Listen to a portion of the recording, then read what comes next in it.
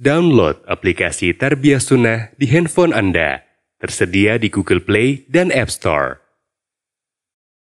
Bismillahirrahmanirrahim. Assalamualaikum warahmatullahi wabarakatuh. Alhamdulillahilladzi arsala rasulahu bil huda wa dinil haqq liyudhhirahu 'ala ad-dini kullihi walau karihal musyrikun.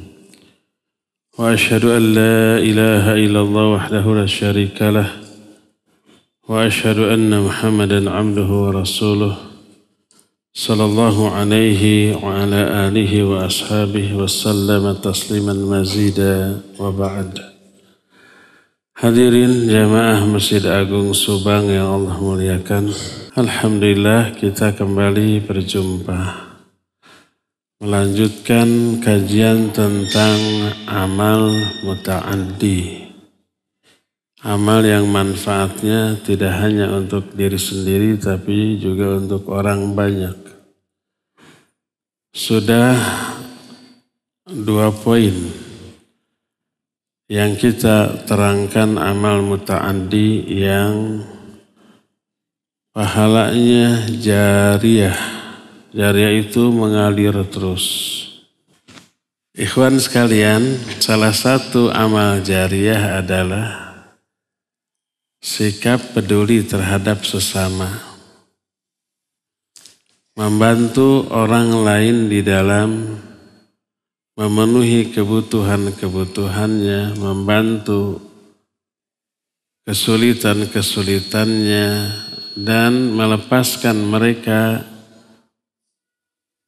dari kesulitan, kesusahan, penderitaan, nyeri, perih, dan yang sejenisnya, maka itu adalah amalan muta'addi yang pahalanya bisa mengalir terus sampai ke alam kubur. Dan inilah kewajiban seorang muslim kepada sesama muslim, yang apabila kita lakukan, kita akan memperoleh balasan dengan jenis perbuatan yang sama dengan yang kita lakukan, tapi yang membalasnya Allah. Kalau kita berbuat baik kepada orang, Allah akan berbuat baik kepada kita. Kalau kita menolong orang, Allah akan menolong kita. Kalau kita menutup aurat, aib orang lain, aib dan aurat kita akan Allah tutup. Kalau kita melepaskan orang lain dari kesulitan, Allah pun akan melepaskan kita dari kesulitan dunia sampai akhirat. Abdullah bin Umar radhiyallahu anhuma meriwayatkan satu hadis dari Rasul alaihi salatu wassalam, Al-muslimu akhul muslim la yadlimuhu wa la yuslimuhu. Man kana fi hajati akhihi kana Allahu fi hajatihi, wa man farraja an muslim kurbatan farrajallahu anhu biha kurbatan min kurabi yaumil qiyamah, wa man satara musliman satarahu Allahu yaumal qiyamah. Rawahul Bukhari wa Abu Daud wa An-Nasa'i wa ghairuhum.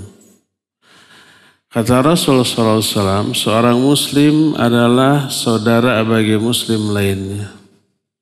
Tidak boleh saling menzalimi, tidak boleh saling menjahati. Siapa orang yang membantu kebutuhan saudaranya, Allah akan bantu kebutuhan orang itu. Siapa yang melepaskan seorang muslim dari kesulitan di dunia, Allah akan lepaskan dia dari kesulitan-kesulitan dunia dan akhirat. Siapa yang menutup aib seorang muslim, Allah akan tutup aib dia pada hari kiamat. Hadis ini riwayat Bukhari, Muslim, Abu Daud, An-Nasa'i dan yang lainnya. Dalam hadis riwayat Bukhari dan Muslim dari Abu Hurairah radhiyallahu an, berkata Rasulullah SAW, "Man naffasa an mu'min kurbatan min kurabid dunya, naffasallahu anhu kurbatan min kurabi yaumil qiyamah wa man yassara ala mu'sir yassarallahu alaihi fid dunya wal akhirah wa man satara musliman satarahu Allahu fid dunya wal akhirah wallahu fi aunil abdi ma kana al abdu fi auni akhihi wa man salaka tariqan yaltamisu fihi ilman sahalallahu lahu bihi tariqan ila jannah. Siapa yang melepaskan dari seorang mukmin satu kesulitan di antara kesulitan di dunia, Allah akan lepaskan dia dari kesulitan-kesulitan dunia sampai kiamat, sampai di akhirat. Siapa orang yang memudahkan orang lain yang kesulitan membayar hutang, baik hutang ke kita, dimudahkan minta tempo seminggu, kita kasih 2 minggu. Minta tempo sebulan, kita kasih 2 bulan. Pas 2 bulan, sudah berlalu ditagih nggak ada, kita kasih lagi. Pokoknya dimudahkan. Atau dilunasi. Sudah sedekah saja. Atau orang lain berhutang ke orang lain. Gak bisa bayar. Kita lunasi, kita bayarkan. Maka Allah akan memudahkan urusan orang itu dunia sampai ke akhirat. Dan siapa orang yang menutup aib seorang muslim, Allah akan tutup aib dia dunia dan akhirat. Allah selalu menolong seorang hamba selama hamba itu selalu menolong saudaranya, dan siapa orang yang menelusuri suatu jalan untuk mencari ilmu, Allah akan mudahkan bagi dia jalan menuju surga. Hadis ini riwayat Bukhari dan Muslim dalam Sahih Bukhari dan Sahih Muslim. Berkata Imam An-Nawawi rahimahullah dalam kitab Syarah Sahih Muslim, karena hadis ini juga diriwayatkan oleh Imam Muslim. Kata Imam An-Nawawi, hadza haditsun 'azimun jami'un li anwa'i minal ulum wal qawaid wal adab. Ini hadis yang sangat agung yang mengumpulkan seluruh jenis ilmu, kaidah dan adab. Makna nafasa kurbatan, melepaskan seorang muslim dari satu kesulitan, maknanya dia menghilangkan kesulitan dari diri saudaranya. Saudaranya mengalami kesulitan dalam satu hal, kita bantu sampai terlepas. Dan wa fihi fadlu qada'i hawaijil muslimin wa naf'ihim bima tayassara min ilmin au malin au muawanatin au isyaratin bimaslahatin au nasihatin au ghairi dzalik. Dan di dalam hadis ini terkandung keutamaan menunaikan kebutuhan sesama muslim, memberi manfaat kepada sesama muslim dengan apa yang mudah yang dia miliki, baik dengan ilmu, dengan harta, dengan bantuan tenaga, atau dengan nasihat, bimbingan, ataupun pikiran yang memberi solusi terhadap permasalahan, atau yang lain-lainnya. Itu kata Imam An-Nawawi dalam kitab Syarah Sahih Muslim. Lalu mereka mengiming-imingi. Nabi bisa mengiming-imingi teh. Dengan iming-iming yang menggiurkan, yaitu salah satu di antara faidah efek baik dari menolong sesama manusia atau berbuat baik kepada sesama manusia adalah orang itu akan Allah wafatkan dalam keadaan husnul khatimah. Kita semuanya tidak mungkin terbebas dari kematian. Makanya bukan kematian itu yang harus kita takuti. Kematian tidak begitu menakutkan. Yang menakutkan adalah kehidupan setelah mati di alam kubur, di akhirat. Maka bukan kematian yang kita takuti, tapi buruknya keadaan kita ketika mati. Itu yang harus ditakuti. Husnul khatimah.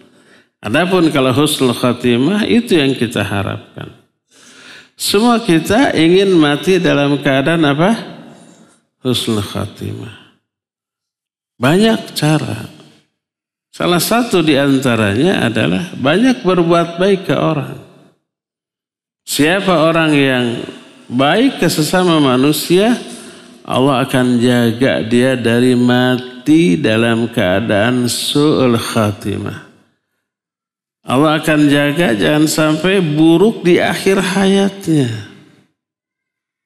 Tapi akan Allah wafatkan dalam keadaan husnul khatimah. Padahal Nabi SAW bersabda, al-a'mal bil khawatim. Amal itu tergantung amal terakhir. Kalau amal terakhir dari kehidupannya baik, setelah berbuat baik lalu mati, amal baik yang dilakukan di akhir hayat menghapus dosa-dosa sebelumnya.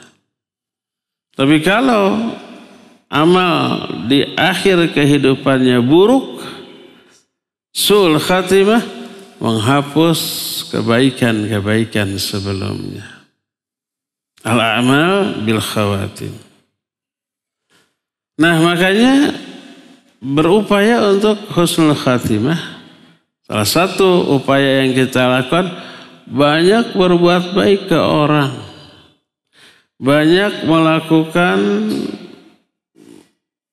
memberi manfaat ke banyak orang. Sebagaimana sabda Nabi SAW dalam salah satu hadis. Beliau bersabda, "Sana'iul ma'ruf taqi masari'as su' wa sadaqatus sirri tudfi'u ghadabar rabb wa silatur rahim tazidu fil umur." Kata beliau, ini 3 amalan. 3-tiganya amal muta'addi. 3-tiganya amal yang bermanfaat bagi orang lain. Kata Nabi SAW, berbuat ma'ruf, berbuat kebaikan kepada seseorang akan menjaga orang itu dari mati dalam keadaan buruk, dari su'ul khatimah. Ini pertama. Kedua, sedekah sirri akan memadamkan kemurkaan Allah. Karena sedekah sirri itu diam-diam, dirahasiakan, tidak ada yang tahu, jangankan orang lain, istrinya, anaknya, sahabat dekatnya, orang tuanya tidak tahu bahwa dia sedekah. Jangankan orang lain, tangan kirinya pun tidak tahu apa yang disedekahkan oleh tangan kanan. Sebagaimana dalam hadis, hatta la ta'lama shimaluhu ma tunfiqu yaminuhu. Sampai-sampai tangan kirinya pun tidak tahu apa yang diinfakkan oleh tangan kanan saking sirrinya, rahasia. Dan ini salah satu golongan yang akan dapat naungan di mana? Di akhirat, di padang mahsyar. Semua orang kepanasan, semua orang menderita, kecuali 7 golongan akan dinaungi oleh Allah di bawah naungan arsy Allah. Salah satunya orang yang bersedekah secara sirri, rahasia. Sampai tangan kiri tidak tahu apa yang dilakukan oleh tangan kanan berupa infak dan sedekah. Nah, ini bisa memadamkan kemurkaan Allah. Artinya bisa menghapus dosa. Kita berdosa, Allah murka. Bagaimana cara memadamkan murka Allah? Infak dan sedekah secara sirri. Dan silaturahim bisa menambah umur. 3 nih. berbuat ma'ruf ke banyak orang, akibatnya matinya husnul khatimah. Kedua, banyak sedekah sirri, akibatnya Allah tidak akan murka lagi kepada kita. Ketiga, silaturahmi. Ini memperpanjang umur. Hadis ini riwayat Imam At-Tabrani dalam kitab Al-Kabir dan dihasankan oleh Syekh Al-Albani dalam kitab Sahih At-Targhib wa Tarhib. Berdasarkan hal itu, maka berkata Imam An-Nawawi rahimahullah, fallahu ta'ala yun'imu ala abdi liqiyamihi bimasalihil muslimin wa hawaijihim fa idza lam yaqum biha sallabahullahu hadhihi ni'am. Allah yang memberi nikmat kepada hamba agar hamba membagi nikmat itu demi kemaslahatan kaum muslimin dan menolong orang lain. Salah satu tujuan Allah memberi nikmat kepada kita, apapun nikmatnya, harta, ilmu, jabatan, pangkat, atau kekuasaan, pokoknya yang bisa di-share, dibagi manfaatnya ke banyak orang. Itu tujuan Allah memberikan, agar kita ini tidak serakah hanya dinikmati sendiri, tapi kita bagi-bagi ke banyak orang. Kalau tidak kita bagi itu nikmat, Allah akan rampas lagi. Lalu Allah akan alihkan ke orang lain yang tidak begitu, ke orang lain yang amanah, ke orang lain yang mau berbagi. Ini beberapa hadis tentang hal itu.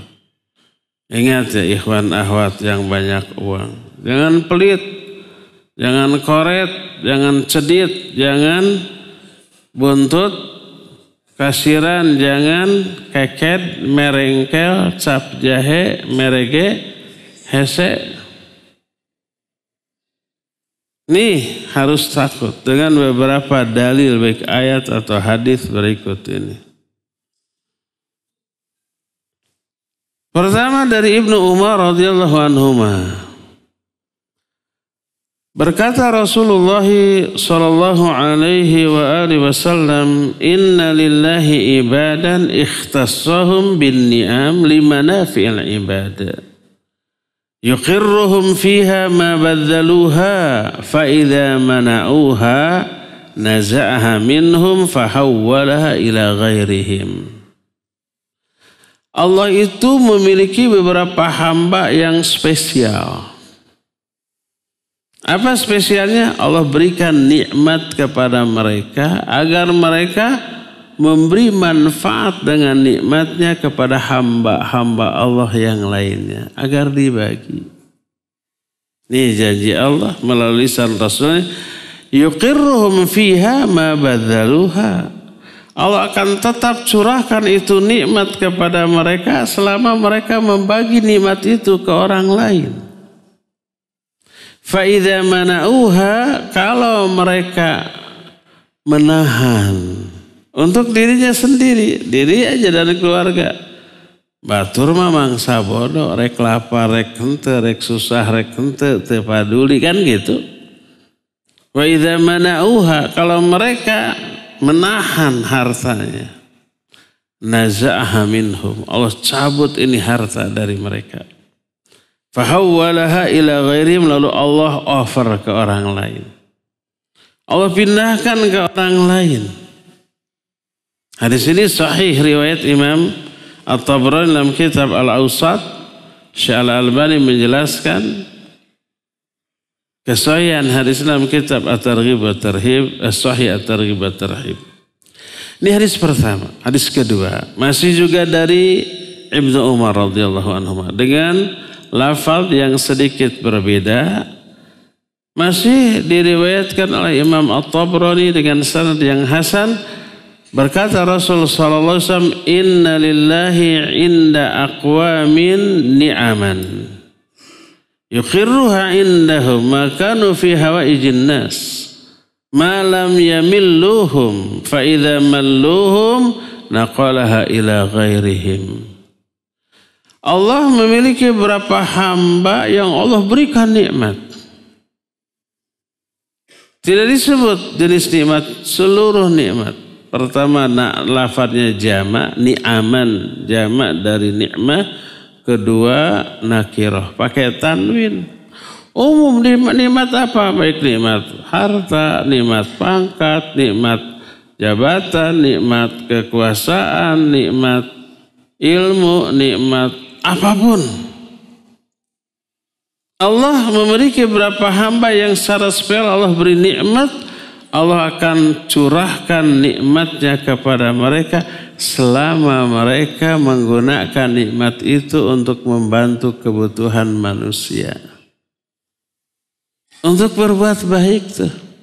Untuk infak, untuk sedekah, untuk bantu mereka selama mereka tidak enggan melakukan hal itu.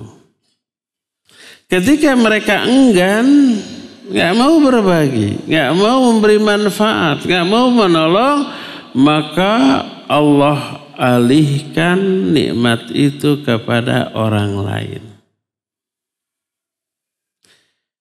Berdasarkan hal itulah maka membantu orang lain termasuk dengan tenaga. Kalau saya nggak punya uang tapi ingin bantu, dengan tenaga boleh. Dengan pikiran memberi saran, tapi sarannya ulah provokatif, ulah memanas-manasi. Saya mah susah wae. Oh benar orang hirup telir lah, orang kadukun yuk. Itu bukan memberi solusi, menjerumuskan. Siapa orang yang keluar rumah dalam rangka membantu orang lain, setiap langkahnya dihitung sedekah. Sebagaimana riwayat dari Ibnu Abbas radhiyallahu anhu, man masya ila akhihi bihaqqihi falahu bikulli khutwatin sedekah. Siapa orang yang berjalan menuju rumah saudaranya untuk menunaikan hak saudaranya tersebut, ngebantu, maka setiap langkahnya bakal dihitung sebagai sebuah sedekah. Berkata Syekh Al-Albani rahimahullah, rijalu isnadihi kulluhum thiqat. Rijal hadis ini semuanya thiqat, terpercaya. Para perawi terpercaya. Saking ini kebalik dengan kita. Saking agungnya menolong orang. Sampai-sampai para sahabat dahulu menganggap orang yang butuh pertolongan dianggap lebih utama dari kita yang menolong. Terbaliknya, biasa kalau kita menolong, membantu orang merasa lebih mulia dari yang dibantu, ya enggak? Para sahabat mah, ulama-ulama as-salafus saleh tidak begitu. Mereka menganggap orang yang butuh pertolongan itu punya jasa besar kepada kita. Kenapa? Karena melalui mereka kita dapat pahala kebaikan dunia akhirat. Di dunia kebaikan kita dibalas, di akhirat juga dibalas. Tanpa mereka kita nggak akan dapat pahala dunia akhirat itu tuh. Berkata para ulama, di antara Imam An-Nawawi menyatakan, wa kana salafu la yaruna li anfusihim fadlan ala sahibil hajah bal yarawna al-fadla li sahibil hajah alladhi allaqaha bihim hatta ka'anna sahibal hajah huwal muhsinu ilaihim. Coba lihat. Generasi salaf zaman dahulu, mereka tidak menganggap diri mereka lebih utama daripada orang-orang yang punya kebutuhan kepada mereka. Kalau kita banyak ikhwan datang punya banyak kebutuhan dan kita bisa bantu, merasa lebih mulia dari merekanya. Salaf sebaliknya tidak. Bal yarawnal fadla li sahibil hajah. Bahkan mereka memandang orang yang punya kebutuhan itu lebih mulia daripada diri mereka. Hatta ka'anna sahibal hajah wal muhsinu ilaihim, sampai-sampai seolah-olah orang yang berkebutuhan kepada mereka, merekalah orang yang berkebutuhan itulah yang telah berbuat baik kepada mereka. Kenapa berbuat baik? Mereka menjadi pintu rizki dan pintu pahala. Karena mereka rizki kita Allah bukakan. Karena mereka punya kebutuhan, kita beri sedikit, Allah berikan banyak kepada kita. Karena mereka, uang kita, rezeki kita jadi barokah, manfaat sampai akhirat. Karena mereka, kita jadi memiliki pahala dunia sampai ke akhirat. Sampai Ibnu Abbas menyatakan merekalah orang-orang fakir, orang-orang miskin, orang-orang yang berkebutuhan kepada kita adalah orang-orang yang, kata Ibnu Abbas, kebaikan mereka tidak bisa kita balas. Karena kita tidak mungkin berperilaku seperti mereka. Datang ke mereka minta, enggak mungkin. Berkata Ibnu Abbas, salasatun la ukafi'uhum. Ada 3 golongan manusia yang aku tidak bisa balas kebaikan mereka. Kalau aku balas, balasanku tetap tidak bisa sama, apalagi lebih baik dari mereka. Enggak. 3 golongan. Mereka berbuat baik dan aku tidak bisa membalas yang setimpal. Apa saja 3 golongan ini atau siapa saja? Pertama, rajulun bada'ani bisalam. Orang yang lebih dahulu memberi salam kepadaku. Memberi salam hukumnya apa? Wajib apa sunnah? Sunnah. Menjawab salam? Wajib. Umumnya amalan yang wajib pahalanya lebih besar daripada yang sunnah umumnya ya. Tapi khusus memberi salam, pahala mendahului salam itu lebih besar daripada yang menjawab salam. Fastabiqul khairat, pahala-hala ya tamah. Makanya harus berebut dari jauh, kalau bisa 50 meter, assalamualaikum gitu. Kalau ditegur mending ngagorowok atuh. Jauh ke sieun kapi heula. Jadi memberi salam hukumnya sunnah, menjawabnya wajib. Tapi yang memberi salam lebih besar pahalanya daripada yang menjawab salam. Oleh karena itu kalau bisa nih, menjawab salam itu harusnya kalimatnya lebih lengkap daripada yang memberi salam. Kalau yang bersalam, assalamualaikum, kita aja waalaikumsalam warahmatullahi wabarakatuh.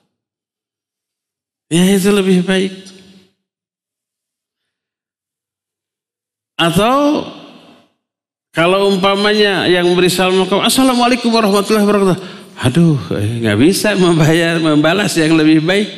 Nggak bisa kita tambah waalaikumsalam warahmatullahi wabarakatuh wa magfiratuhu wa rahmatuhu wa jannatuhu wa macam-macam wa ridwanuhu. Nggak boleh itu menambah-nambah kalimat salam yang diajarkan oleh Rasul Sallallahu Alaihi Wasallam. Ya sudah, pasrah saja. Makanya Ibnu Abbas menyatakan, salasatun la ukafi'uhum. 3 golongan manusia yang aku nggak bisa membalas kebaikan mereka yang setimpal. Pertama, man bada'ani bisalam. Orang yang mendahului salam kepadaku. Kedua, ini juga nggak bisa tuh. Dan ini bisa dilakukan di masjid, di kajian, tempat sholat. Yaitu warajulun wassa'ali fil masjid. Orang yang memberi tempat kepadaku di dalam majlis. Kan majlis penuh ya, nupinuh mah. Lalu datang orang pingin ke dalam. Tadi nggak bisa duluan karena ada uzur. Istrinya 4 jadi liur ngurusna. Setelah beres baru ke sini. Penuh. Ada celah sedikit. Seseledak, seseleket. Kita kasih. Geser dikit. Itu pahalanya besar. Aku tidak bisa membalas kebaikan mereka walaupun dengan hatur nuhun 1.000.000 kali. Wa jazakumullahu khaira. Tetap. Tidak bisa menandingi pahala orang yang memberi tempat. Ketiga, wa rajulun igbarat qadamahu fil masyi ilayya iradat at-taslimi alayya. Yang ketiganya, orang yang kedua kakinya berdebu. Kemudian rorombehin. Karena berjalan menuju aku untuk memberikan salam kepadaku atau untuk membantu kebutuhanku. Itu nggak bisa dibalas. Ini 3. Wa fa'ammar rabi fala ukafihu anni illallah. Adapun yang keempat, nggak ada yang bisa membalasnya atas kebaikan dia kepadaku kecuali Allah. Ini yang keempat. Qila ditanya wa man huwa, siapa yang keempat ini? Yang keempat ini tuh coba bayangkan. Kalau kita menyebutnya semah, ngahesekeun nu boga imah, kita menerimanya wegah. Tapi coba kata Ibnu Abbas. Yang keempat ini hanya Allah yang bisa membalas. Yaitu rajulun nazala bihi amrun fabata lailatahu yufakkiru biman yanziluhu thumma ra'ani ahlan lihajati fa'anzalaha bi. Seseorang yang punya satu urusan safar gitu ya. Terus dia kemalaman. Butuh tempat menginap. Dia berpikir di mana dia menginap. Terus dia melihat bahwa aku adalah orang yang bisa memenuhi kebutuhan tidur malam itu. Lalu dia meminta menginap di rumahku. Orang itu kebaikannya gak bisa saya balas. Padahal siapa yang berbuat baik? Kitanya, kan dia kemalaman mau nginep di kitanya. Tapi kata Ibnu Abbas, kebaikan dia itu gak bisa saya balas. Kenapa? Dia dianggap berbuat baik. Pahala, kata orang Subang mah ngampihan jalmi nu kawengian di jalan itu gede. Luar biasa besar pahalanya. Kumaha bahasa Indonesia ngampihan teh? Pahala dari menampung tidur orang yang kemalaman di jalan. Ketika di jalan malam kan bingung. Agoler di sisi jalan, sieun kageleng beca. Dina tangkal, sieun digemrong hileud. Diemper orang, sieun disangka bangsat. Di masjid, di koroncian. Bingung tidak kira-kira? Bingung. Kalau sekarang nyaris jarang, tapi ada mungkinnya. Apalagi yang berduit malah sengaja kemalaman di jalan cari aja hotel, brek dukernya. Kalau zaman-zaman dahulu orang nggak punya uang, tidur di masjid yang masjid bagus, yang fasilitas lengkap pasti dikunci. Kalau ada masjid yang terbuka, masjid sangat banyak jinnya di sana. Nah seperti itu. Jadi Ibnu Abbas menyatakan aku gak bisa balas kebaikan orang itu. Padahal dia yang berbuat baik kepada si semah tadinya. Tapi kata dia saya gak bisa balas kebaikan dia. Karena apa? Kebaikan dia dalam bentuk dia membutuhkan tempat menginap dan kita tampung. Pahalanya luar biasa besarnya. Riwayat ini dinukil Imam Al-Baihaqi dalam kitab Syu'abul Iman Dan ini masyhur, ma'ruf di kalangan para ulama. Berkata Fudail bin Iyad rahimahullah,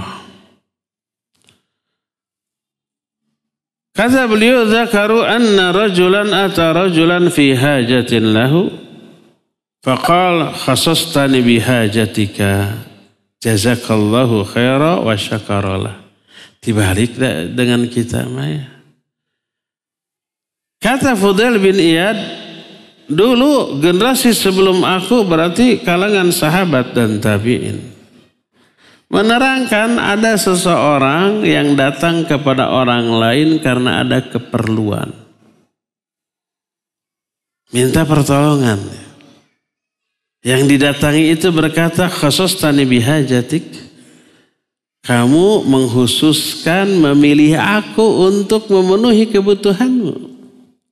Jazakallahu khaira wa syakaralah. Terima kasih, semoga Allah memberikan balasan kebaikan kepadamu. Jadi yang jazakallah itu yang dimintai pertolongan, bukan yang minta pertolongan. Kenapa? Dianggap dia mendoakan pahala bagi orang itu karena orang itu telah membuka pintu pahala baginya.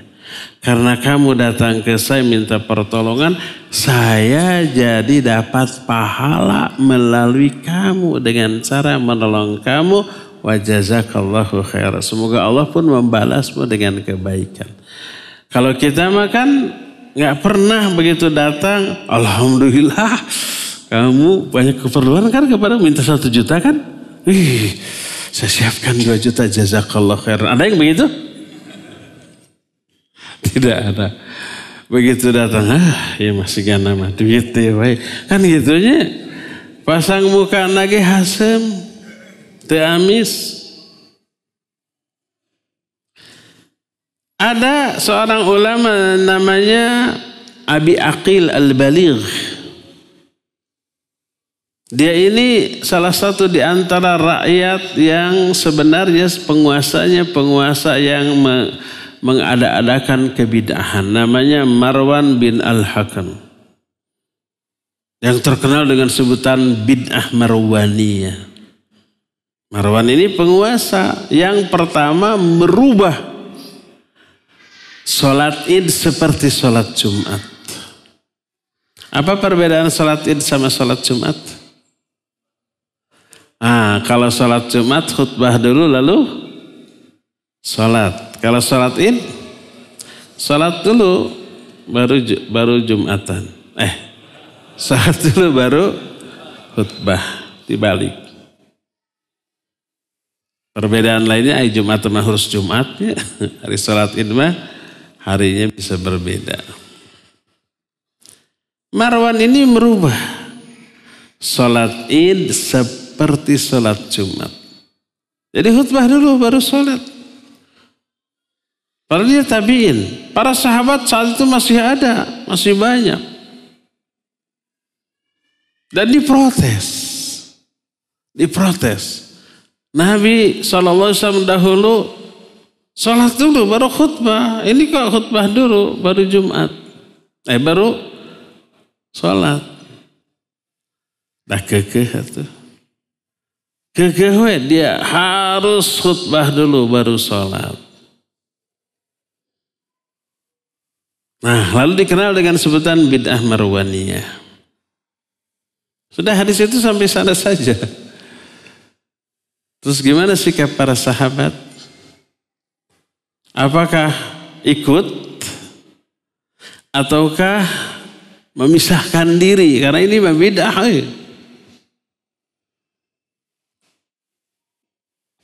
Saya nggak tahu jawabannya. Tapi saya pernah bertanya, ada daurah para asatidah diisi oleh murid-murid Syekh Al-Albani rahimahullah. Ada Syekh masyhur Hasan Salman, ada Syekh Ali Hasan rahimahullah, saat itu masih ada. Ada Syekh Akram Ziyadah yang ketika menjelaskan itu beliau, saya nanya, ya Syekh, ma mauqifus sahabah hina idzin? Afakanu yusalluna ma'al imam? Walau kanat salatul imam mukhalifatan lis-sunnah. Hei Syekh, bagaimana sikap sahabat saat itu? Apakah mereka ikut salat id bersama imam walaupun salat imam ini menyimpang dari sunnah? Atau mereka memisahkan diri lalu salat masing-masing? Salat membentuk salat sendiri. Karena kita nggak punya riwayat kelanjutan dari hadis itu. Beliau menjawab, kanu yusalluna ma'al imam walau kanat salatul imam mukhalifatan lis-sunnah. Mereka para sahabat tetap ikut salat bersama imam walaupun bertolak belakang dengan sunnah. Dan ini menjadi dalil yang jelas. Kalau antara imam dengan makmum berbeda pendapat, walaupun kata makmum gerakan imam ini bidah, wajib ikut. Innama ju'ilal imamu litamma bi, imam dijadikan untuk diapa? Diikuti. Fa idza a'immatukum yusalluna 'alaikum fa idza asabu falakum wa lahum wa idza akhtau falakum 'alaihim. Imam itu salat memimpin salat kalian. Kalau mereka benar, pahala bagi mereka, pahala bagi kalian. Kalau mereka salah, pahala bagi kalian, dosa atas imam. Jadi Marwan ini nyata-nyata melakukan kebidahan yang disepakati bidahnya oleh para sahabat saat itu. Tapi tetap ikut. Tidak memisahkan diri. Kalau memisahkan diri, madaratnya lebih besar. Kalau memisahkan diri, pecah umatnya enggak?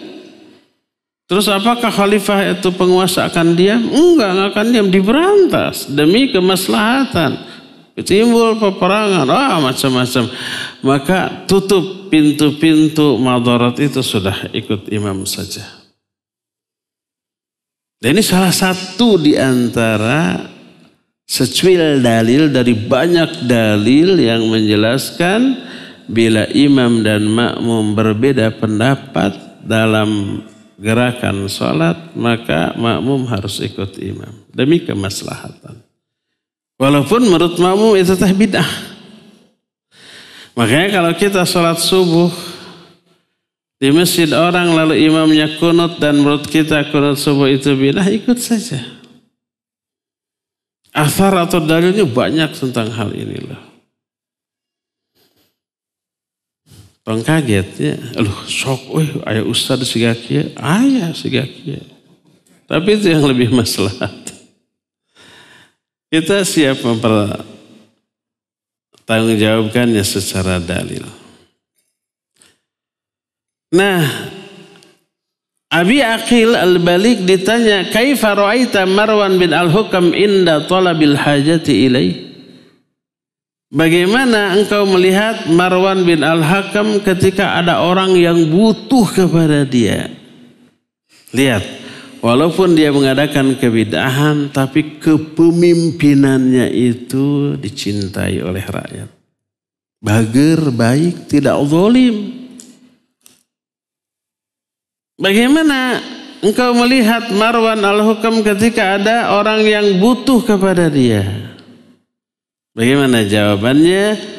Qal ra'aitu rugbatahu fil in'am fawqa rugbatihi fi syukri wa hajatuhu ila qada'il hajah asyaddu min hajati sahibil hajah. Aku melihat semangat dia dalam memberikan bantuan itu di atas semangat orang yang minta bantuan. Dan aku melihat kebutuhan dia untuk menolong orang-orang yang butuh lebih besar daripada kebutuhan orang-orang yang butuh kepada dia. Kalimat saya lada liar tidak? Faham tidak? Faham atau ngerti? Faham jelas ya. Siapa yang tidak faham berarti dia tidak mengerti.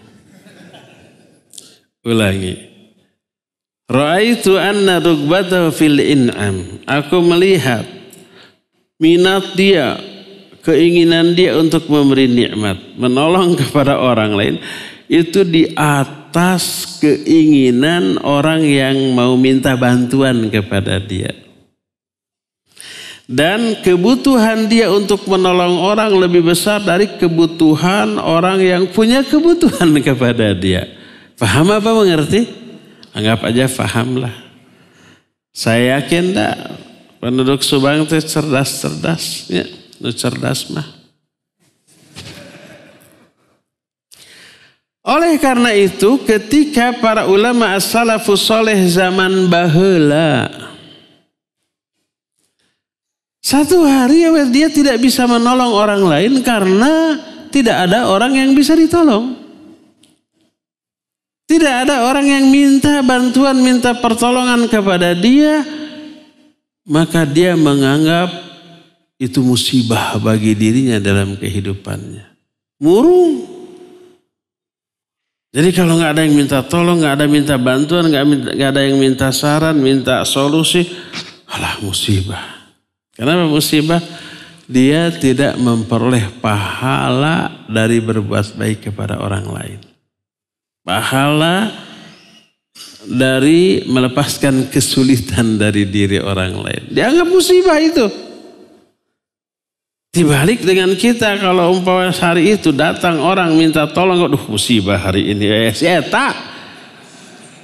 Betul apa benar? Pak Amin ngaku ya. Mas Amin gak ngaku. Dibalik itu. Maka dalam kitab Tarikh Dimash disebutkan wa minal masaib inda dawil hamam ada muqasdin nas lahum fi hawaijihim. Di antara musibah menurut orang-orang yang semangat menolong orang itu tinggi, musibahnya adalah tidak ada manusia yang butuh pertolongannya. Itu musibah. Yaqulu ba'dus salaf. Berkata salah seorang atau para ulama generasi salaf, ma asbahtu wa laysa ala babi sahibu hajatin illa alimtu annaha minal masaib. Tidaklah aku berada di satu pagi, lalu di pagi itu aku tidak menemukan satu orang pun di pintu rumahku yang punya kebutuhan kepadaku, kecuali aku ketahui bahwa hari itu adalah hari musibah bagiku. Hari musibah adalah hari ketika tidak ada seorang pun yang minta tolong. Sampai segitunya ya para ulama salafus saleh zaman dahulu. Sedikit bedanya dengan kita, terbalik. Kita mah kalau nggak ada yang minta tolong, wah itu hari bahagia. Ada sedikit yang minta tolong, aduh musibah besar ini kiamat ini. Kan gitunya.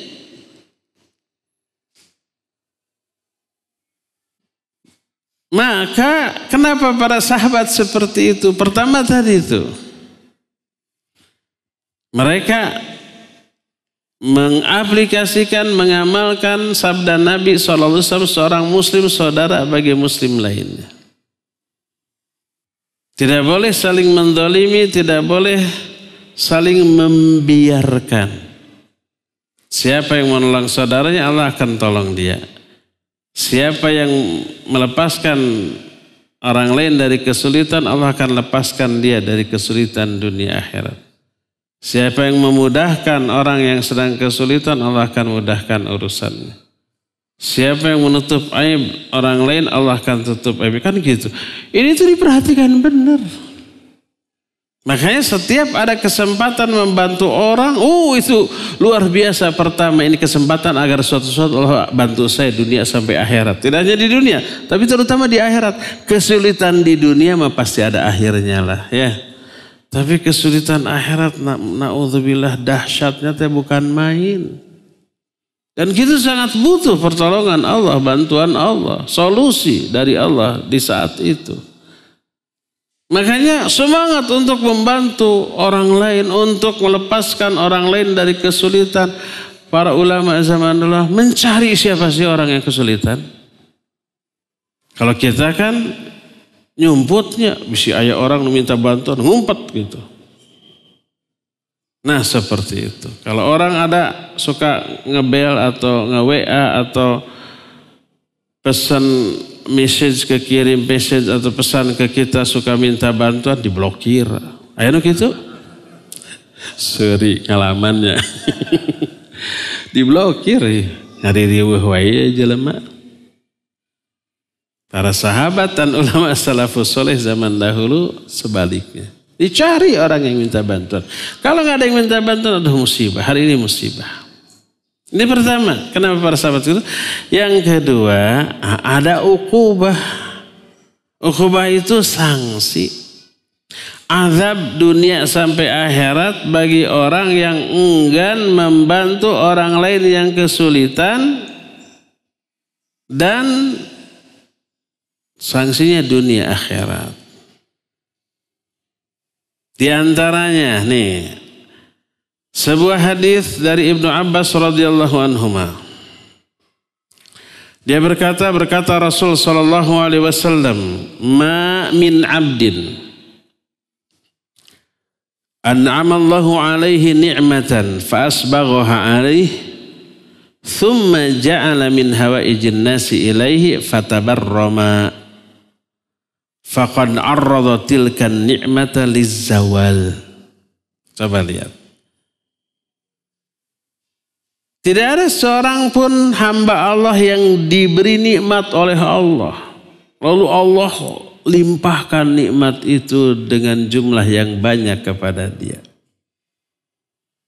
Kemudian Allah utus beberapa orang untuk punya kebutuhan kepada dia. Minta bantuan dari kenikmatan yang Allah berikan kepada dia. Siapa sih yang mengutus orang-orang itu kepada dia? Ya Allah yang mengkondisikan, ngatur kayak gitu tuh. Bukan kebetulan. Fatabarroma, lalu dia tabarrum. Saya tidak akan terjemahkan dulu tabarrum. Nanti ada penjelasannya.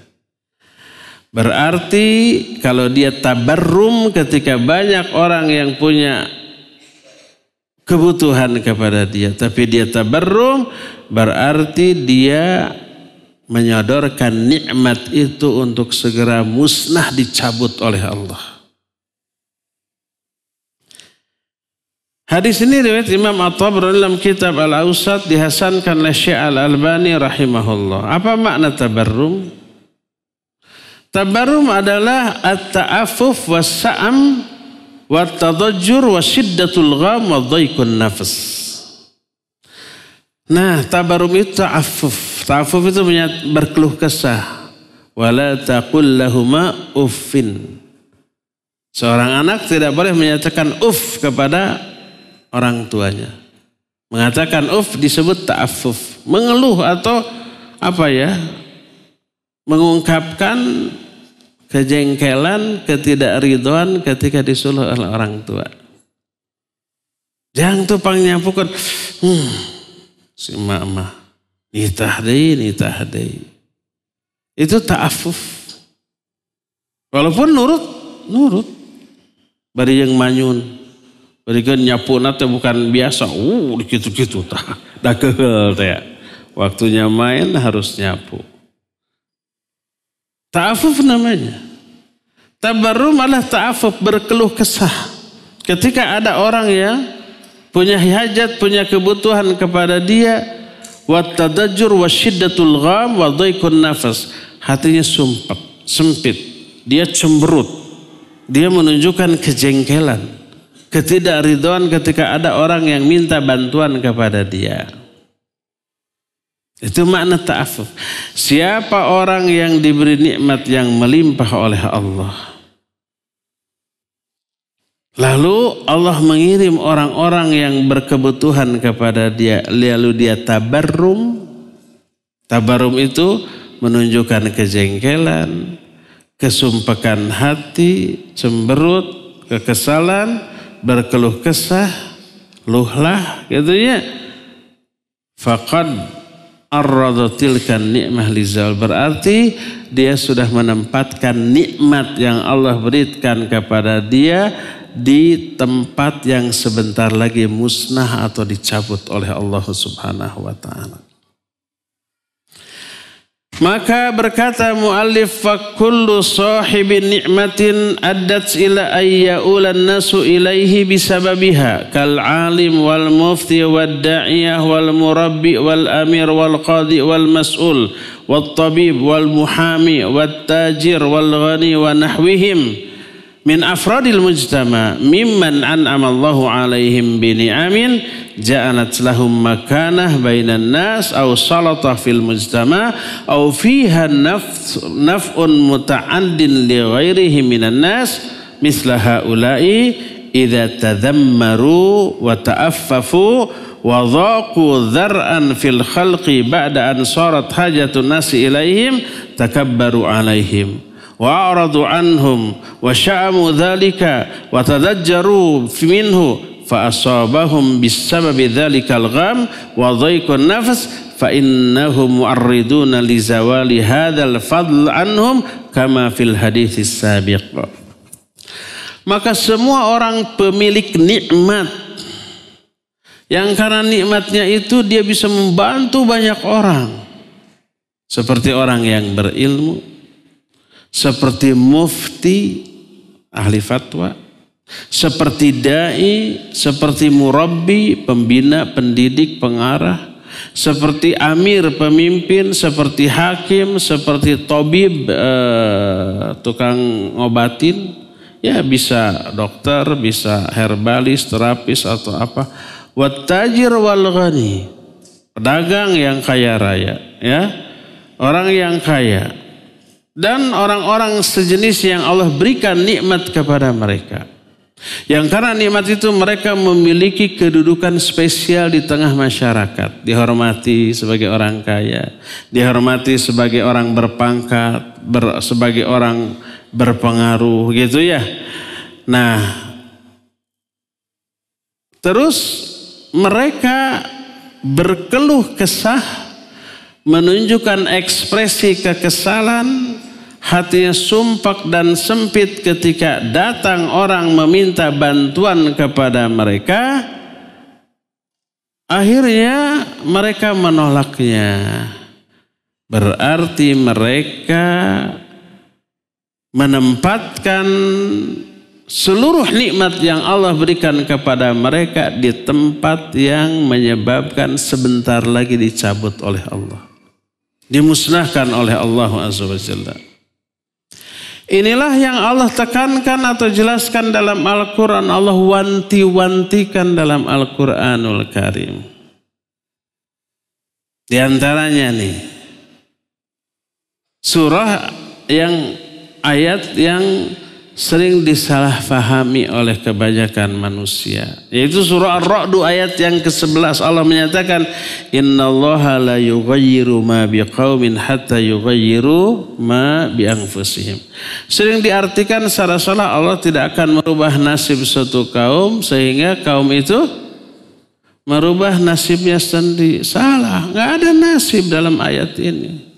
Innallaha, sungguhnya Allah, la yughayyiru, Allah tidak akan merubah ma apa-apa biqaumin yang ada dalam satu kaum hatta sehingga yughayyiru mereka merubah ma apa-apa bi anfusihim yang ada dalam diri mereka sendiri. Allah tidak akan merubah apa-apa yang terdapat dalam satu kaum sampai kaum itu merubah apa-apa yang ada dalam diri mereka sendiri. Bukan nasib. Apa-apa dalam ayat itu teh apa? Apa-apa dalam ayat itu teh nikmat.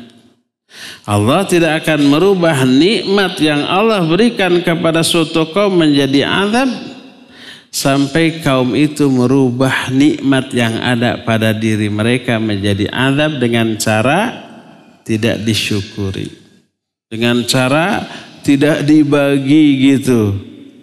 Allah rubah menjadi azab. Allah cabut itu nikmat, Allah rubah menjadi azab. La in syakartum la zidanakum wa in kafartum inna azabi lasyadid. Kalau kamu bersyukur, aku tambah nikmatku. Kalau kamu kufur, enggak mau syukur, ingat, azabku sangat pedih. Nikmat itu aku cabut dan aku ganti dengan azab. Lebih tegas diterangkan dalam surah Al-Anfal ayat 53, "Dzalika bi anna Allah lam yakum mughayyiran ni'matan an'amaha 'ala qaumin hatta yughayyiru ma bi anfusihim wa anna Allah samii'un 'alim." Yang demikian itu karena Allah tidak akan merubah nikmat yang Allah berikan kepada suatu kaum sampai kaum itu merubah nikmat itu dalam diri mereka sendiri menjadi azab. Nikmatnya dirubah menjadi azab dengan cara dia kuasai sendiri itu nikmat. Zakat, infak, sedekahnya tidak keluar. Menolong orang tidak. Pokoknya dipakai hanya untuk memuaskan keinginan syahwatnya sendiri. Orang lain nggak dia pedulikan. Itu berarti dia merubah nikmat itu sebentar lagi berubah menjadi azab. Nikmatnya Allah cabut, Allah berikan kepada orang lain, lalu digantilah dengan azab. Berkata Imam Al-Baghawi ketika menafsirkan ayat itu dalam kitab tafsir Al-Baghawi. Kata beliau, arada anna Allah Ta'ala yughayyiru ma an'ama ala qaumin hatta yughayyiru ma hum bihim bil kufran. Tarku syukri. فَإِذَا فَعَلُوا ذَلِكَ غَيَّرَ اللَّهُ مَا بِهِمْ فَسَلَّبَهُمُ النِّعْمَةِ. Maksudnya Allah tidak akan merubah nikmat yang Allah berikan kepada suatu kaum karena orang itu sampai kaum itu merubah nikmat itu menjadi azab dengan cara kaum itu kufur, tidak syukur. Salah satu bentuk kufur nikmat adalah serakah, menggunakan nikmat itu hanya untuk kepentingan pribadi. Padahal maksud Allah, nikmat itu Allah berikan kepada dia untuk dia bagi-bagi ke hamba Allah yang lain. Orang itu diberi karunia oleh Allah sebagai pintu jalan rizki bagi orang lain. Rizki untuk orang lain dia bagikan melalui orang itu. Nih, aku kasih kamu, kamu bagi-bagi ya. Yang dibagi-baginya paling 2,5% yang wajibnya zakat. Sisanya sunnah paling 10% dari harta yang Allah titipkannya. 10% saja, yang 90% sudah barokah, itu masih banyak itu. Makanya kalau dia kuasai sendiri, Allah murka. Orang itu tidak amanah. Allah akan cabut dan Allah akan alihkan kepada orang lain. Faida fa'alu dzalik, kalau mereka melakukan itu, ghayyarallahu ma bihim. Allah akan ubah nikmat yang ada pada diri mereka, fasallabahumun ni'mah, Allah rampas nikmat itu dari mereka dan Allah ganti dengan azab. Nah, berdasarkan hal itu maka memiliki kepedulian sosial, memiliki perhatian kepada orang lain dengan cara membantu, dengan cara meringankan beban. Ini amalan yang luar biasa. Itu pintu-pintu pahala dunia akhirat, pintu rizki dan barokah bagi kita, dan pintu teraihnya keridhaan Allah. Ampunan dari Allah, rahmat dari Allah, kasih sayang Allah. Dan tentu saja surga Allah Azza wa Jalla ya. Jangan abaikan kepedulian kita kepada sama, karena itu merupakan perbuatan yang sangat agung dalam pandangan Allah dan Rasulnya. Cukup ya sampai di sini saja, nggak terasa hampir 1,5 jam. Kita masih punya sisa waktu kira-kira 7 menit untuk bertanya jawab. Wassallallahu ala nabiyina Muhammadin wa ala alihi wa ashabihi wasallam. Pertanyaan pertama, bagaimana menyikapinya kedatangan tamu tujuannya pinjam uang? Tamu yang menjanjikan akan dibayar, dikembalikan pinjaman lebih kurang 1 minggu, tapi udah 2 bulan tidak ada niatan baik untuk bayar. Kumaha tah bebaskan wae atau napi kumaha butuh nawai eta si tamu teh. Emang ada yang seperti ini? Ada apa banyak? Banyak apa semua? Aya wae di mana oge nya. Barakallahu fiik. Ya pertama, kalau memang betul tamu itu butuh. Mungkin dia berat. Dia tidak memiliki penghasilan tetap, tidak memiliki bayangan bagaimana cara membayarnya, tapi emergensi. Mungkin lapar anak istrinya, atau sakit butuh biaya ke dokter. Walaupun nggak punya bayangan untuk membayarnya, dia nekat untuk meminjam demi anak istri. Ada yang seperti ini ada. Maka kita yang dosa. Gak peduli kepada saudaranya yang sangat kesulitan. Mestinya tanpa diminta, kita bantu. Saya gak punya uang tapi anak istri saya sakit. Sampai dia juga nangis umpamanya. Saya harus gimana lagi. Jangan dikasih pinjam, kasih aja. Berapa antum butuhnya ke dokter? Paling nggak tahu ya, 100.000 lah untuk pegangan. Kasih 500.000. Sebab belum tentu cukup. Kalau kita ada ya. Gimana membalikannya? Nggak perlu antum ambil. Bantu aja dia. Jangan kasih pinjam, tapi kasih aja sedekah. Karena dia betul-betul butuh pertolongan. Itu infak sedekah kepada orang yang emergensi. Coba apa yang terjadi? Nunuhunana oge atuh sambil dongko-dongko. Jazakallah nage ngageleger tuh. Saberapa puluh kali jazakallah. Sepanjang jalan da ngadoakeun atuh ya Allah. Si fulan sahabat baik saya, baik banget. Kalau gitu mengaku sahabat baik. Sehatkan ya Allah, limpahkan rezeki, ganti rezekinya 1000 kali lipat dari yang dia berikan kepada saya. Tuh, jadi tina 500.000, 1000 kali lipat jadi 500 jutanya. Tuh. Jeritan hatinya itu menggedor langit atau didengar oleh Allah Azza wa Jalla tanpa sepengetahuan orang yang didoakan makbul itu. Jadi kalau tahu demikian nggak perlu dikasih pinjam, kasih saja. Biar plong, biar tidak jadi beban. Adapun kalau umpamanya, ini umpamanya nih ya, orang itu betul butuh tapi dia punya aset. Umpamanya motor, mobil kan butuh 500.000 masa jual mobilnya. Dia punya ada tapi nggak mau mengembalikan karena sayang. Dinanti-nanti, janjinya seminggu sudah 2 bulan seperti pertanyaan ini. Padahal kelihatannya HP-nya baru. Kelihatan makanan teh di warteg terus gitunya. Apa? Bingung terus? Piknik terus gitu. Jadi di medsos teh keur piknik ke anu sekeluarga makan di restoran. Ini mah punya, ini mampu, tagih dia. Bila perlu laporkan ke polisi, iya ini janjina saminggu ayeuna 2 bulan ditagih tacan ayah tapi piknik wae. Kalau ya saya piknik pinjam lagi ke si anu, dikasih sebelen. Kalau pinjam untuk piknik mah jangan dikasih. Saya butuh mau kemana? Udah lama tidak piknik. Mau nginep di hotel, terus mau makan di restoran untuk sekeluarga jangan dikasih. Itu bukan emergensi ya. Jadi kalau umpamanya dia kelihatan ada, tagih terus. Kalau dilunaskan begitu saya dedeyeun. Ikhwan mah kalau ngutang cukup afwan jazakallahu khairan, bayarna teh kitu tah. Jangan pelunas.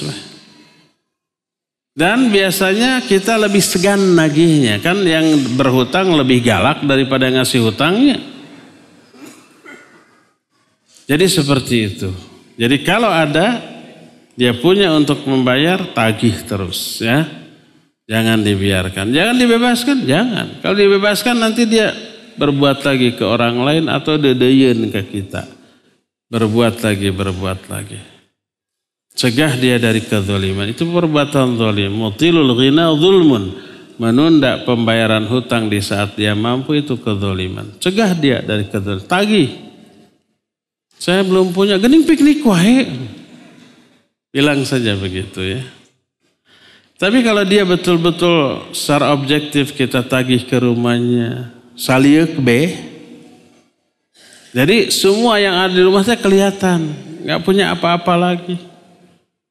Untuk makan esok lusa juga gak tahu. Udah lunaskan saja.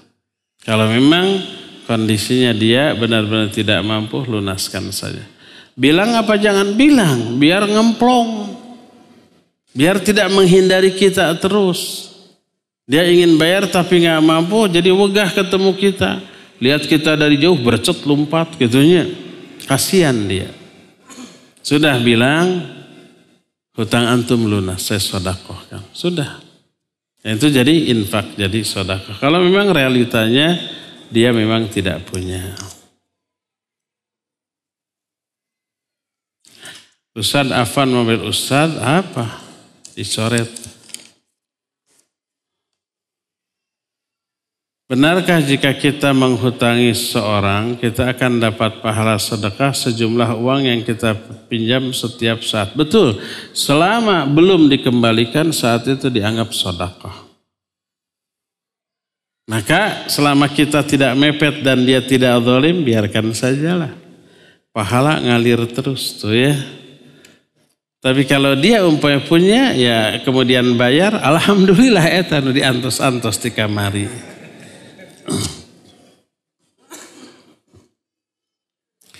Bolehkah kita mendoakan orang kafir yang sudah menolong kita? Bukan boleh, harus. Doakan hidayah. Ya Allah dia baik, beri hidayah agar masuk Islam. Itu doanya. Jangan, ya Allah ampuni dosanya, rahmati. Jangan, gak akan bisa diampuni ya. Doakan hidayah.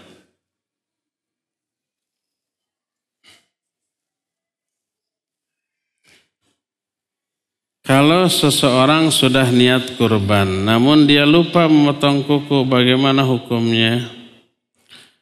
Berkata Imam Ibnu Qudamah Al-Maqdisi dalam kitab Al-Mughni. Kata beliau ketika menjelaskan terlarangnya menggunting kuku atau rambut sejak 1 Dzulhijjah bagi yang mau kurban. Dia menyatakan faman fa'ala dzalik istaghfarallaha fala fidyata laha. Maka apabila dia melakukan itu, memotong kuku atau rambut, cukup istighfar kepada Allah, tidak ada diat apa-apa. Sawaun amdan kana au nasya. Baik dia itu sengaja atau karena lupa, tidak disengaja. Jadi tidak ada dam atau apa-apa, cukup istighfar saja ya.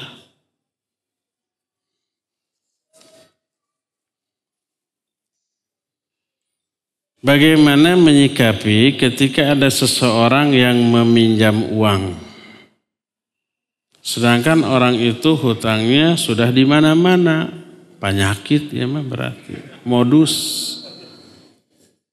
Bahasanya meminta, dalam hatinya minta gitu. Bahasanya meminjam, dalam hatinya minta mau dibayar. Kata Nabi SAW, siapa orang yang berhutang dan dengan niat tidak membayar, fahuwa lassun, dia itu sama dengan pencuri.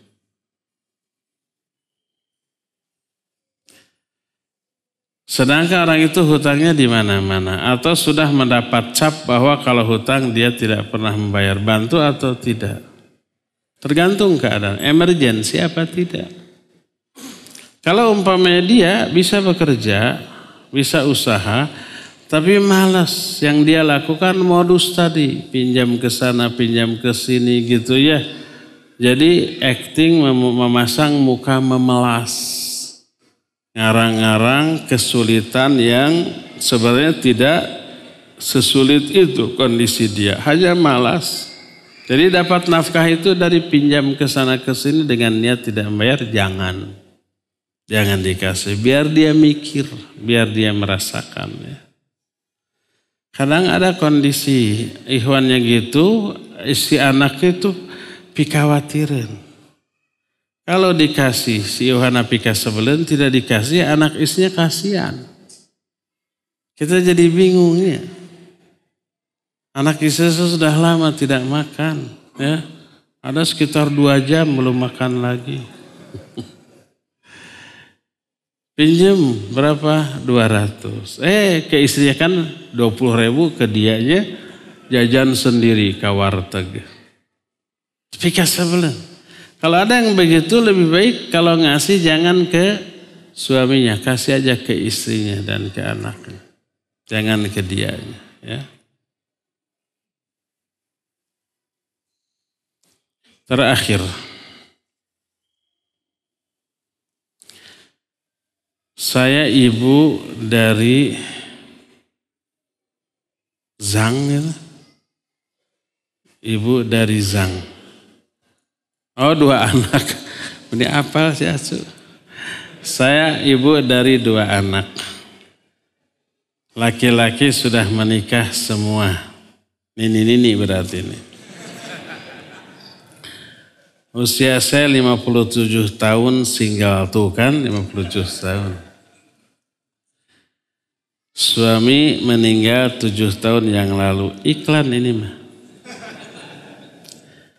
Saya ingin menikah lagi tuh kan.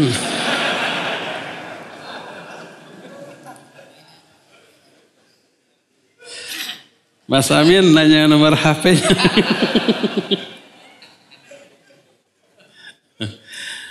Kasih CV-nya ke Ustadz Acu, Abu Qadri itu. Ada yang sudah minat nih satu, Mas Amin. Saya ingin menikah lagi.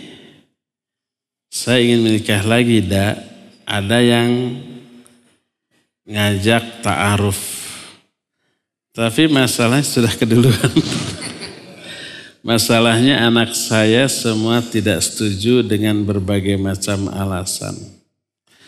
Yang lebih sakit lagi anak saya mengancam kalau saya nikah lagi harus keluar dari rumah. Aduh. Yang salah ibunya juga. Tidak mendidik anaknya sampai anaknya berani ngancam begitu. Kalau terdidik nggak akan begitu. Sedangkan rumah yang saya tempati 75% hasil saya sendiri. Usir anaknya. Ini punya saya gitu. Kerja 20 tahun lebih. Padahal niat saya nikah lagi juga karena tidak ingin membebani anak. Bagaimana pendapat Ustadz? Mohon pencerahannya. Ya, didiklah anak. Walaupun terlambat. Ajak ngaji. Suruh hadir ke pengajian. Kalau di sini di pertanyaan ini ada kesan serumah ya dengan anak, maka anaknya berani mengusir gitu. Bawa tuh Ustadz Acu, Ustadz Abu Qadri suruh menasihat anaknya. Dia mah galak. Pokoknya kalau belum nangis itu anak nggak akan saya berhenti ngomong gitu. Itu ngomong itu tadi di jalan begitu. Kalau ada anak durhaka ke ibunya, ke orang tuanya, pokoknya dipapatan sebelum nangis saya tidak akan berhenti.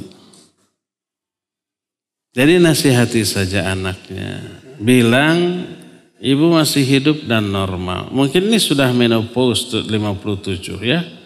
Menopause tidak berarti tidak butuh kepada suami. Masih butuh suami. Untuk banyak hal. Nafkah lahir, nafkah batin masih 57 masih. Walaupun agak jarang. Minimal ada yang memperhatikan dan itu secara psikis memberikan kebahagiaan dan ketenangan. Dan itu berefek kepada keceriaan. Sikap secara sosial, ke tetangga, apalagi ke anak, ke cucu nanti insya Allah lebih baik.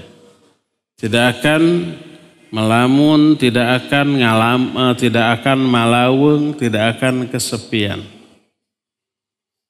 Itu yang tidak difahami oleh si anak. Anak, bayangkan kalau kamu sudah punya istri, lalu suatu saat sendiri, kesepian, bagaimana perasaan? Kamu juga akan tua nanti seperti ibu. Belum tentu istrimu ada ketika kamu sudah tua. Mungkin istrimu sudah meninggal lebih dahulu, anak-anakmu sudah pada nikah, kamu sendirian. Kebayang nggak kayak apa? Tetap butuh pendamping, ya. Pokoknya nasihati si anak. Kalau si anak umpamanya kekeh dinasihati begitu, itu hak ibu, nikah saja. Kalau dia ngusir, ini rumah saya, kamu yang pergi sana, gitu saja. Kalau umpamanya lebih maslahat suaminya nanti punya rumah, ya nggak apa-apa pindah ke rumah suaminya. Dengan tetap rumah itu 75% milik sang ibu. Jadi kalau suatu saat suaminya meninggal atau ada apa-apa, kembali ke rumah itu hak ibu. Anak cuma 25%, itu pun dibagi-bagi lagi gitu, maka dia yang lebih layak keluar daripada ibu pemilik 75% dari hak rumah tersebut, ya. Jadi sebaiknya musyawarahkan, nasihati agar anak ini memahami kondisi dan kebutuhan ibunya. Cukup ya sampai di sini, insyaallah kita jumpa lagi sebulan yang akan datang. Subhanakallahum bihamdik asyhadu an la ilaha illa anta astaghfiruka wa atubu ilaik. Walhamdulillahirabbil alamin. Wassalamualaikum warahmatullahi wabarakatuh.